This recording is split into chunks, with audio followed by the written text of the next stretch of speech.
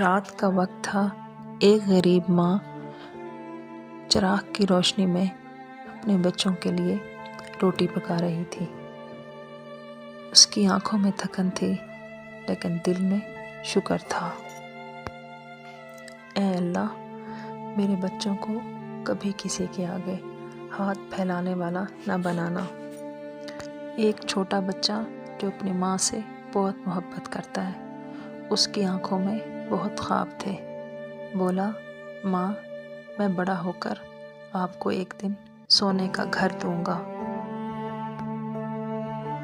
وقت گزرتا ہے، بچہ دن رات محنت کرتا ہے۔ اللہ پاک کسی کی محنت کو ضائع نہیں کرتا۔